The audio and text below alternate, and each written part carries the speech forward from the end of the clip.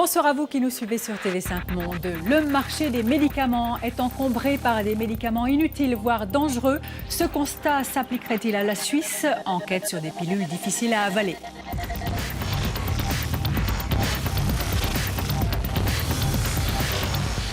Contre les refroidissements, certains médicaments ne conviennent pas à tout le monde. Les pharmacies ne font pas tout leur boulot correctement.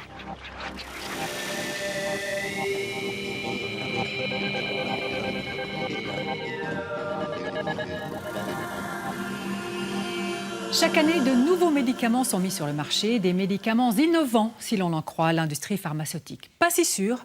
Plusieurs scandales, dont celui des pilules contraceptives de troisième génération, que nous ferons qu'évoquer ce soir puisqu'il a déjà été abondamment traité. Bref, plusieurs scandales ont donné du crédit à ceux qui ont la conviction que cette accumulation de médicaments n'est pas forcément une bonne chose. Sophie Lagrange a mené l'enquête avec la complicité d'Hélène Faucher entre Paris et la Suisse romande.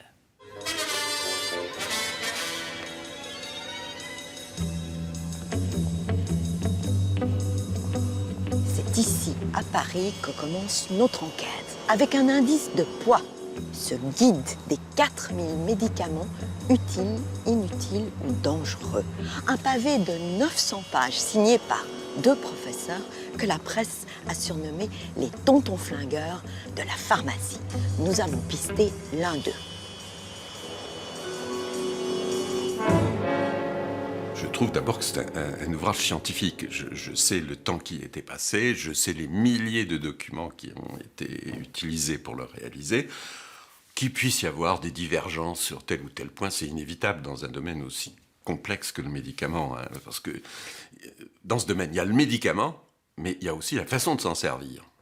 À quel malade on le donne, à quelle dose, pour quelle durée, associé à quel autre médicament, etc. Et le profil, évidemment, de l'efficacité et des risques change en fonction de tout ça. L'objectif des auteurs, c'est informer, mais aussi réveiller les consciences.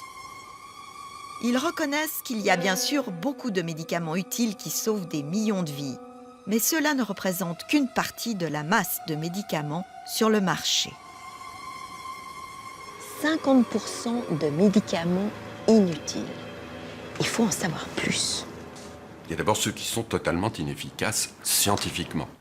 Que les gens qui les prennent aient le sentiment, par un effet placebo, d'aller mieux, très bien, c'est dans la nature humaine. Il y a des médicaments qui ont une certaine efficacité, mais qui nous apparaissent, à Bernard Debré et moi, inutiles, parce qu'il y en a d'autres plus actifs, et donc il n'y a plus de raison de se servir de ce qui sont des produits de second rang. C'est inutile de les garder sur le marché. Or, malheureusement, on continue à les consommer avec un risque. Non seulement ils sont peu efficaces, mais comme ils sont moins efficaces que d'autres et qu'ils en prennent la place, il y a une perte de chance pour les malades qui est claire. J'ai cherché s'il y avait aussi une piste en Suisse qui menait à des médicaments inutiles. C'est un problème qui n'est pas suisse, qui n'est pas français. Je crois que c'est un problème qui est mondial. On a des autorités d'enregistrement dont la mission est de vérifier que les médicaments qui sont mis sur le marché sont efficaces et sûrs. Et ils vont évaluer, médicament par médicament, leur efficacité, leur sécurité.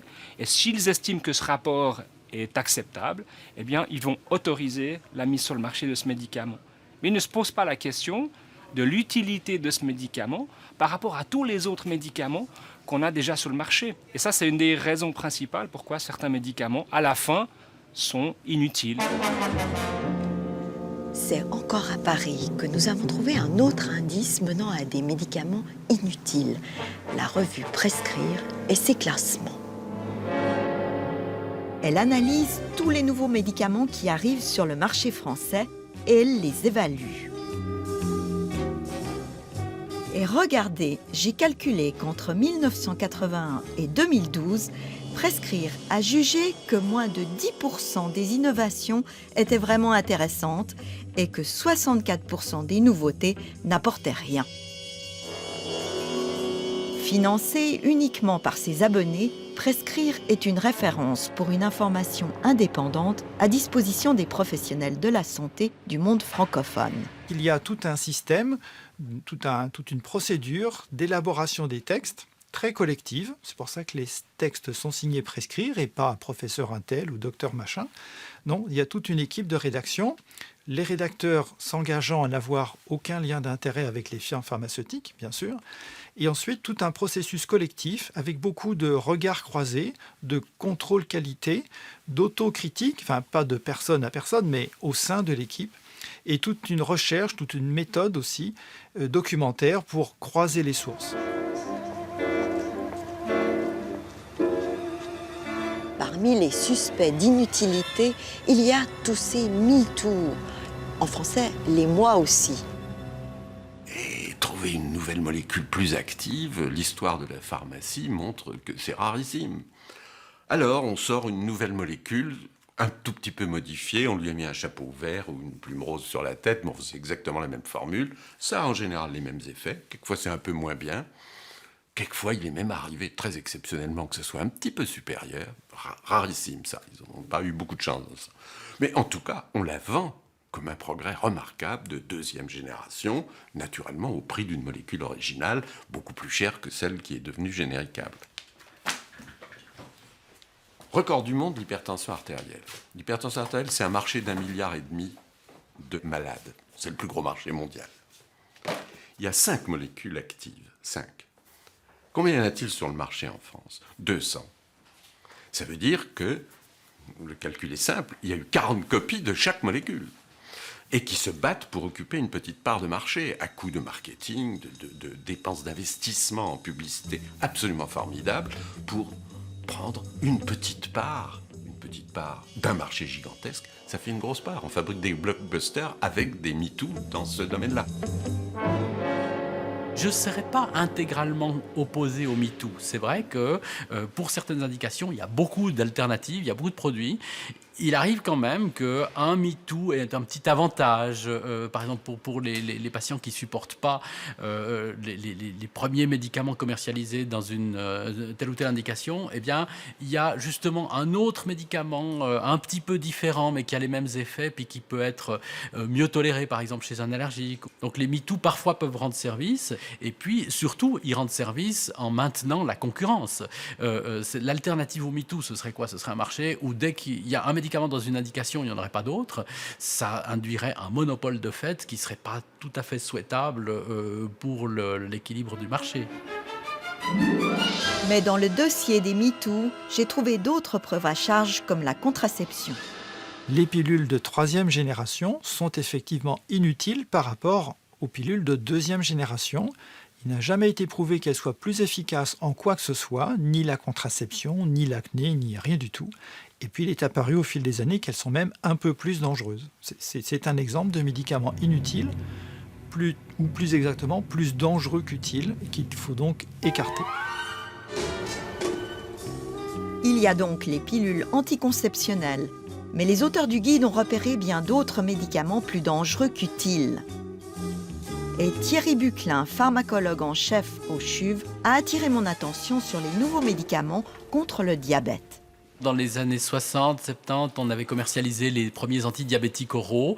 Et puis, on a continué d'en commercialiser ces 2-3 dernières décennies. Et finalement, les nouvelles générations d'antidiabétiques, on se rend compte qu'ils nous apportent à peu près rien en termes d'efficacité, alors qu'ils induisent de nouveaux effets indésirables. Alors, toute une classe de médicaments qu'on a finalement dû retirer, c'est ces glitazones.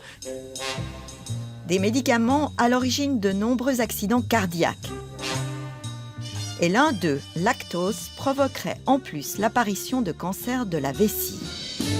Et on a eu la surprise, après des procès aux États-Unis, de constater, comme d'habitude, et je souligne cela, que le laboratoire était parfaitement au courant, qu'il y avait eu des tumeurs de la vessie chez le rat, qu'il y en avait eu quelques-uns chez l'homme au cours des essais, mais bouche cousue, la firme n'en avait pas parlé. Et il a fallu les procès, l'obligation qu'elle a eue d'ouvrir ses dossiers pour qu'on le constate. Si la vente de lactose a été suspendue en France, elle est pour l'instant toujours autorisée dans le reste de l'Europe et en Suisse. Mais les autres nouvelles molécules agissant sur le diabète poseraient aussi des problèmes. certes, elles font baisser un peu le sucre, mais il n'y a pas de preuve qu'elles évitent les vraies complications du diabète. Et il y a de plus en plus de signaux d'effets indésirables, et en particulier, il y a la famille des gliptines, qui se trouve perturber l'immunité, qui augmente le risque infectieux, alors que le diabète rend déjà plus sensible à l'infection. Et à notre avis, tant qu'il n'est pas prouvé, si jamais c'est prouvé, que ces médicaments réduisent les complications du diabète, le plus prudent est d'éviter ces médicaments récents. Parce qu'on a tout de même quelques médicaments anciens, des années 60-70, qui rendent déjà de grands services. Je suis allée demander à un médecin d'expérience à Genève ce qu'il pensait de ces gliptines. Moi aujourd'hui, j'ai aucune peur, mais j'ai toujours au fond de ma tête, chaque fois que je prescris un médicament, je pèse le pour et le contre. Il doit y avoir plus d'effets bénéfiques primaires que d'effets secondaires potentiels. Quelque part, je dirais d'abord qu'avant de prendre des molécules, le plus important, c'est de faire un travail sur l'hygiène de vie. Les patients en perdant du poids n'auraient pas de diabète et peuvent même guérir parfois du diabète. Dans son dernier numéro, Prescrire publie une liste de médicaments plus dangereux qu'utiles, et donc que les autorités devraient retirer du marché. Pharmacovigilance, pharmacosomnolence. On constate effectivement à Prescrire que les autorités du médicament ne font pas assez leur travail. Quand on voit par exemple des signaux de pharmacovigilance, souvent le premier mouvement, malgré le désastre Mediator, qui à ce point de vue-là n'a pas assez changé les choses, le premier mouvement est souvent de dire « Ah, mais ce n'est pas sûr que ce soit la faute aux médicaments ».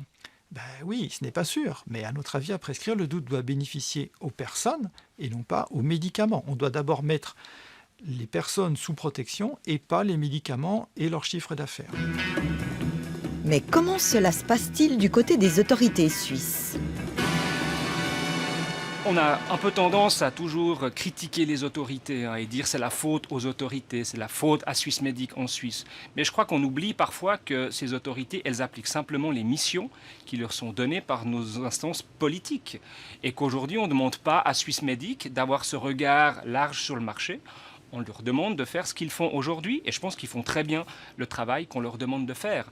Donc je crois que c'est plus un problème de discussion politique, un problème de société, de redéfinir exactement comment on veut gérer cette problématique, sachant, ne l'oublions pas, que le lobby de l'industrie pharmaceutique, il est quand même assez fort au niveau politique et que je suis relativement sceptique sur le fait qu'on change radicalement cette manière de travailler. Créer un annuaire des médicaments inutiles ou dangereux. Voilà ce que Stéphane Rossini a demandé sans succès au Conseil fédéral. J'ai repéré le conseiller national socialiste valaisan à la gare de Lausanne et entre deux trains, il m'en a dit plus. Je pense que Swissmedic fait son travail, mais ce qui manque, c'est une vraie volonté de transparence, c'est un vrai discours qui se concrétise par des listes. Des listes qui disent aux médecins, qui disent aux patients, voilà, ce médicament comporte des dangers, ce médicament est vraiment dangereux, ce médicament le supprime de la liste, et cette volonté-là, elle manque. Aujourd'hui, je pense que trop souvent en Suisse, on a l'attitude ou la tendance de protéger l'économie, l'industrie pharmaceutique et moins le patient. En tout cas, au niveau fédéral, c'est ce qu'on observe ces derniers mois. Finalement, lorsqu'on essaye de baisser le prix des médicaments, il y a une fronde de l'industrie qui vient.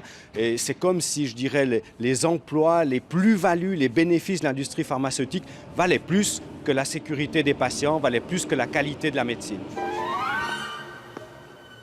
Mais ce pavé lancé dans la mare il y a 6 mois, a-t-il finalement changé quelque chose ? Ça a changé l'état d'esprit.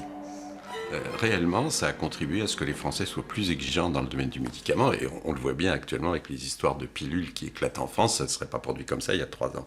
Pour moi, j'ai compris qu'il fallait traduire une indignation dans les faits, faire savoir et laisser ensuite les hommes, les malades et les administratifs juger et prendre les décisions. Mais ce n'est pas en se taisant qu'on peut espérer que les choses avancent. Voilà. Je pense que derrière ce livre, on a une vraie problématique qui est soulevée. Et après, on peut toujours discuter de la réalité, de l'ampleur ou du détail ou du nombre de médicaments qui pourraient être inutiles ou dangereux. Mais dans le fond, je crois que ça soulève un réel problème de société. Problème de société que la revue Prescrire résume ainsi: pour mieux soigner, il y a des médicaments à écarter. Sur notre site internet, vous trouverez en lien la liste des médicaments plus dangereux qu'utiles, publiée par Prescrire. Et ce n'est pas tout. Vous trouverez également 2 interviews en bonus de Philippe Even et de Bruno Toussaint. L'industrie pharmaceutique n'a pas la même vision des choses. Nous avions invité l'irremplaçable directeur d'Interpharma, l'association des entreprises pharmaceutiques suisses. Thomas Kueni étant en déplacement, voici ce qu'il nous a répondu par écrit, extrait. Les médicaments ne représentent qu'à peine 10% des dépenses de la santé, tandis qu'environ 50% de l'allongement de l'espérance de vie sont dus au succès de la recherche pharmaceutique. En particulier, les médicaments contre l'hypertension artérielle et l'hypercholestérolémie ont largement contribué à faire baisser la mortalité des personnes atteintes de maladies cardiovasculaires. Et d'ajouter qu'il n'y a jamais eu autant de nouvelles molécules autorisées que l'an passé sur le marché américain. Ce sont le plus souvent des progrès thérapeutiques importants et l'utilité relative de médicaments est aussi prise en compte par Swissmedic, nous dit Interpharma, qui balaie donc toutes les critiques. Vous avez aussi entendu que le médicament antidiabétique Actos, soupçonné de provoquer l'apparition du cancer de la vessie, a été suspendu en France. L'entreprise pharmaceutique Takeda, qui produit Actos, nous affirme travailler activement avec les autorités de régulation, médecins et experts pour répondre aux préoccupations et garantir la clarté des informations. En d'autres termes, ce médicament ne pose pas de problème en soi. En tout cas, il faut savoir, il n'est quasiment plus prescrit chez nous. Maintenant, question récurrente ces temps-ci, comment se débarrasser d'un refroidissement? Certains médicaments courants ont des effets secondaires rares, mais graves. Alors lesquels? Nos fins limiers poursuivent leur enquête.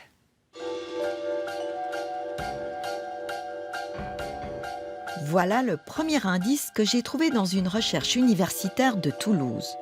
Une mise en garde contre les effets secondaires des spécialités à base de vasoconstricteurs. Et puis, j'ai également découvert la liste des médicaments en cause, liste qu'a publiée l'Agence française de sécurité du médicament après avoir constaté plusieurs cas d'accidents cardiovasculaires.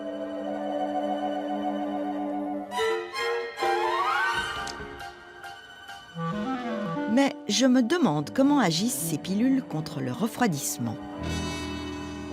C'est utile quand on a le nez bouché ou qui coule beaucoup parce que le médicament va limiter l'arrivée du sang dans les muqueuses qui vont donc se dégonfler. On respire mieux, le nez coule moins, on est content. Mais le problème, c'est que les médicaments font toujours des effets sur l'ensemble du corps, sur l'ensemble des organes. Alors quand ça se resserre dans le cœur, ça peut faire un infarctus. Quand ça se resserre dans le cerveau, ça peut faire une attaque cérébrale, une hémiplégie, etc. À la revue Prescrire, on s'en inquiète depuis longtemps. On trouve que vraiment, risquer un infarctus, qui peut être mortel tout de même, une attaque cérébrale avec une hémiplégie, une aphasie, on ne peut plus parler, tout ça pour avoir le nez dégagé un peu plus pendant quelques dizaines de minutes, ça nous paraît complètement disproportionné. Bien sûr que la bonne décision pour protéger les gens, c'est de retirer du marché ces médicaments-là. Alors, il y aura un peu plus de personnes qui auront le nez bouché, mais il y en aura moins qui auront un infarctus ou une hémiplégie. Mais qu'en pensent les pharmacologues suisses? On a souvent l'habitude de dire que sans médicament, le rhume passe en 7 jours et qu'avec un médicament, il va passer en 1 semaine. Et je crois que la réalité, elle est quand même assez proche de ça. Et donc, il n'y a pas lieu de prendre des risques inutiles avec certains médicaments comme la pseudoéphédrine, dont on sait bien que chez certains patients, elle va engendrer des risques qui sont totalement inutiles face à l'enjeu, je dirais, de cette thérapeutique qui est de soigner un simple rhume. C'est un très vieux serpent de mer, ça n'a pas avancé depuis quelques décennies, donc l'aspect un petit peu scandaleux, c'est peut-être la chronicité du problème, c'est pas sa nouveauté. Swissmedic, d'après mon enquête, n'a pas l'intention de changer quoi que ce soit. L'Agence suisse du médicament dit n'avoir aucun élément justifiant maintenant de nouvelles mesures. La vente uniquement en pharmacie et les mises en garde dans les notices, ça serait suffisant. On a voulu voir sur le terrain si c'était réellement le cas avec une tournée dans 20 pharmacies en Suisse romande. Chaque fois, on a demandé de quoi traiter un refroidissement avec de la fièvre et le nez bouché. Parmi tout ce qu'on nous a proposé, il y avait des médicaments avec vasoconstricteurs qu'on nous a vendus parfois sans la moindre question ni la moindre mise en garde. C'est pas des bonnes pratiques de dispensation des médicaments. Effectivement, les bonnes pratiques de dispensation des médicaments voudraient qu'on s'abstienne de proposer des vasoconstricteurs au moins aux gens qui seraient prédisposés pour en avoir les effets secondaires avec le plus de probabilité. Et puis, d'un autre côté, elles sont pas intéressantes d'un point de vue santé publique. Il n'y a pas grand-chose à gagner sur des préparations plus simples et plus sûres, et éventuellement associées à des gouttes nasales. On n'a pas beaucoup plus d'efficacité. Par contre, on a un plus grand risque d'effets secondaires du fait de l'exposition de tout l'organisme à ces vasoconstricteurs. Maintenant, question que vous vous posez certainement, en cas de refroidissement, qu'est-ce que je dois prendre? On retrouve Thierry Buclin, le pharmacien en chef du CHUV. Que vous soyez hypertendu ou non, je pense que de prendre du paracétamol contre la fièvre et contre un petit peu les désagréments, les douleurs musculaires et tout, ça c'est tout à fait légitime. Et puis au-delà, je pense que effectivement, si vous avez un énorme rhume, il faut commencer par des rinçages à l'eau salée. Éventuellement, s'il n'y a pas de contre-indication et si vous devez typiquement faire quelque chose qui rend gênant l'écoulement nasal, on peut penser à une goutte nasale contenant un vasoconstricteur.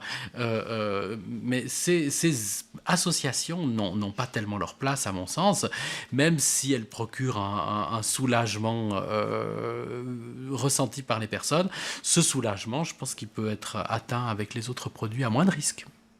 Le rapport bénéfice-risque, c'est un principe qui devrait tous nous guider, industrie pharmaceutique, autorité de surveillance, médecins, patients. Les médicaments inutiles sont aussi ceux qui restent dans vos armoires et que vous allez devoir jeter un jour.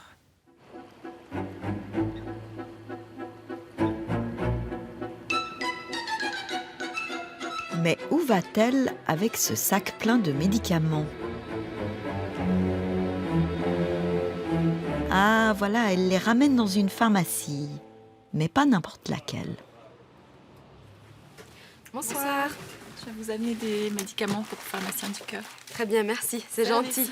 Bonne soirée, au revoir. Ici, les MNU, c'est-à-dire les médicaments non utilisés, rapportés par les clients ou envoyés par quelques pharmacies partenaires, sont soigneusement triés et vérifiés. Et ceux qui sont encore utilisables vont alimenter un stock un peu particulier, celui des pharmaciens du cœur, une petite structure créée à Genève il y a 17 ans. J'ai eu un patient qui est venu au comptoir et je me suis vu refuser des médicaments parce que la personne n'avait pas d'argent pour payer ses médicaments et n'avait pas d'assurance. Donc ça m'a interpellé et à partir de là, je me suis renseigné de savoir s'il existait une structure qui permettait justement d'obtenir des médicaments gratuitement. Ce n'était pas le cas. C'est comme ça tout bêtement qu'est partie l'idée de créer une association venant en aide aux plus démunis. Aujourd'hui, Pharmaciens du Cœur collabore avec le CAMSCO, le service de médecine de premier recours des HUG qui reçoit les sans domicile fixe et les sans-papiers. Ces patients vivent donc généralement avec peu de moyens, ils n'ont pas d'assurance maladie et je dirais surtout dans certaines situations de maladies chroniques où les médicaments doivent être pris au quotidien sur des longues périodes. La personne avec le numéro 6 ? C'est clair que la charge financière est trop importante. Donc là, clairement, nos partenaires de Pharmaciens du Cœur nous donnent un grand coup de main. On travaille aussi avec des listes de médicaments de premier recours qu'on a établies et qui favorisent effectivement une prescription juste et à moindre coût, tant que faire se peut. Les patients du CAMSCO peuvent aller chercher les médicaments qu'on leur a prescrits à la pharmacie du 31 décembre ou la pharmacie Beda, qui sont les deux officines relais de l'association genevoise des pharmaciens du cœur. Oui, merci. Les médicaments leur sont remis gratuitement ou contre une modique somme, selon leurs moyens évalués par l'assistante sociale du CAMSCO. Mais cette action des pharmaciens du cœur n'est en fait que la pointe positive d'un iceberg bien inquiétant, le gaspillage de médicaments non utilisés. On se pose beaucoup de questions sur ce qu'on appelle la compliance, c'est-à-dire est-ce que les patients prennent réellement leurs produits tels qu'ils sont prescrits ou pas, vu la quantité de produits qui reviennent. on a des groupes thérapeutiques en particulier qui sont très significatifs où on voit que les produits... On va prendre l'exemple des antibiotiques par exemple. Normalement, un antibiotique doit être pris jusqu'à la fin du traitement. On voit bien qu'on reçoit des boîtes où vous avez 2 comprimés, 3 comprimés qui ont été pris. On se pose effectivement la question de la qualité du traitement. Une des causes du gaspillage, c'est certainement aussi la taille de ces emballages qui ne correspond pas à la durée des traitements. Vous voyez un peu les grandes boîtes qui ont été prescrites et si on veut bien contrôler, vous verrez qu'elle n'est pas en très bon état, mais vous voyez qu'elle est pratiquement pleine. On n'a pas l'historique de ce qui s'est passé, forcément. Est-ce que le patient... Ça peut être un décès aussi, hein. Ça peut être une remise en question du traitement par un autre produit, ça peut être... Voilà. On peut simplement se poser la question pourquoi on a prescrit une aussi grande quantité. Pour éviter tous ces gaspillages, pourquoi ne pas vendre les médicaments au détail, comme cela se fait par exemple en Angleterre ou aux États-Unis ? C'est un problème légal. La Suisse s'est donné des lois qui interdisent la vente au détail, donc on doit vendre des emballages entiers, qui ont un prospectus. Ce prospectus est en 3 langues, c'est une obligation. Il y a des règles bien précises et ces emballages sont soumis à autorisation auprès de Swissmedic. Merci. Pharmacien du cœur ne récupère pour les patients du Camsco que les médicaments valables encore au moins 6 mois. La date de péremption serait d'ailleurs une autre piste à creuser pour diminuer le gaspillage général de médicaments, puisque des études montrent que nombre de substances restent actives bien plus longtemps que la date indiquée. Mais pour l'instant, en Suisse, entre 500 millions et 1,4 milliard de francs de médicaments partent en fumée chaque année dans les usines d'incinération. Et c'est bien dommage, un tel gaspillage. Les pharmaciens du cœur n'ont pas encore essaimé dans toute la Suisse romande. La seule structure est basée à Genève.